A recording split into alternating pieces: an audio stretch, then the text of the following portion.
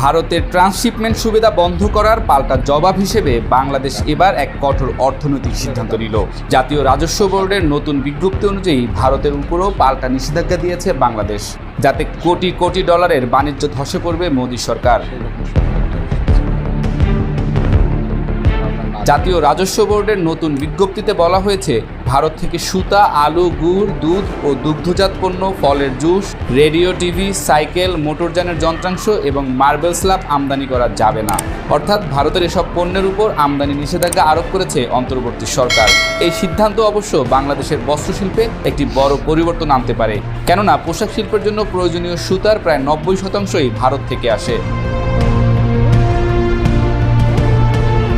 বাংলাদেশের বেনাপোল, ভোমরা, সোনা মসজিদ এবং বুড়িমারি স্থলবন্দর দিয়ে ভারতীয় সুতা আমদানি সম্পূর্ণ নিষিদ্ধ করা হয়েছে। এই পদক্ষেপটি এসেছে বাংলাদেশের বস্ত্রশিল্প মালিকদের দীর্ঘদিনের দাবির পরিপ্রেক্ষিতে, যারা স্থানীয় সুতা উৎপাদন বৃদ্ধির উপর জোর দিয়ে আসছিলেন। যদিও বাংলাদেশ চীন এবং তুরস্ক থেকেও সুতা আমদানি করে, তবে ভারতীয় সুতার আধিপত্যই ছিল বেশি।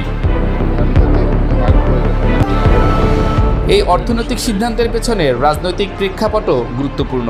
গত কয়েক মাস ধরে বাংলাদেশ ভারত সম্পর্কে টানাপোড়েন চলছে। সম্প্রতি ভারত কর্তৃক বাংলাদেশের ট্রান্সশিপমেন্ট সুবিধা বাতিলের সিদ্ধান্ত স্থানীয় ব্যবসায়ীদের জন্য বড় ধরনের ক্ষতির কারণ হয়েছিল।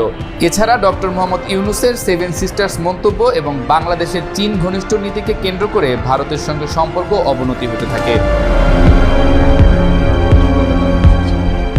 বিশ্লেষকরা মনে করছেন, বাংলাদেশের এই সিদ্ধান্ত শুধু একটি পাল্টা ব্যবস্থাই নয়, বরং এটি একটি স্পষ্ট বার্তা যে বাংলাদেশ এখন আর ভারতের উপর একতরফা নির্ভরশীল নয়।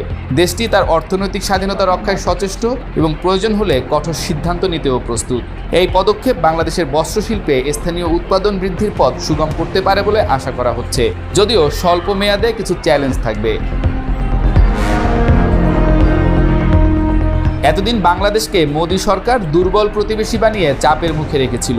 সেই বাংলাদেশই এখন পাল্টা চাল দিয়ে ভারতীয় পরিকল্পনাগুলিকে ঘায়েল করছে। ভারতের একতরফা ট্রান্সশিপমেন্ট সুবিধা বাতিল ছিল সেই চাপের কৌশলের একটি অংশ। যদিও ভারতের দাবি ছিল বন্দরে চাপ বেড়ে যাওয়ায় এই সিদ্ধান্ত নেওয়া হয়েছে, বিশেষজ্ঞরা বলছেন এটি ছিল বাংলাদেশের উপর রাজনৈতিক চাপ সৃষ্টি করার একটি প্রচ্ছন্ন প্রচেষ্টা।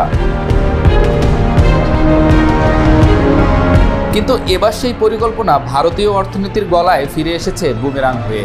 ভারত প্রতি বছর বাংলাদেশে বিপুল পরিমাণ সুতা রপ্তানি করত, যা কোটি কোটি ডলারের বাজার তৈরি করেছিল। এবার সেই আমদানির উপর বাংলাদেশ সরকার নিষেধাজ্ঞা আরোপ করেছে।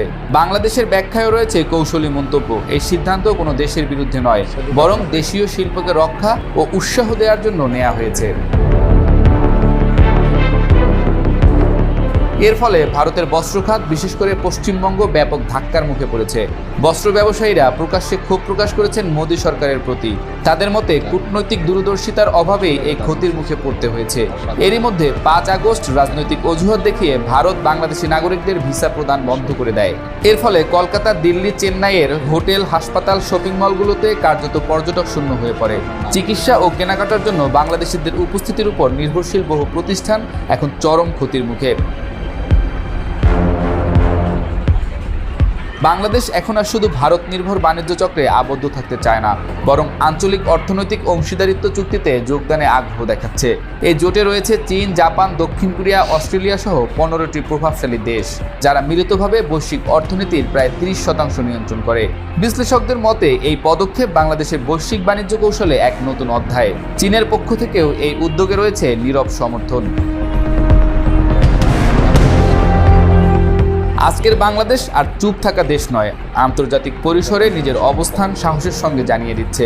অধ্যাপক ডক্টর ইউনূসের নেতৃত্বে নেওয়া প্রতিটি কূটনৈতিক সিদ্ধান্তই প্রমাণ করছে বাংলাদেশ আজ আত্মবিশ্বাসী, দূরদর্শী এবং আন্তর্জাতিক রাজনীতির এক দক্ষ ও প্রভাবশালী খেলোয়াড়।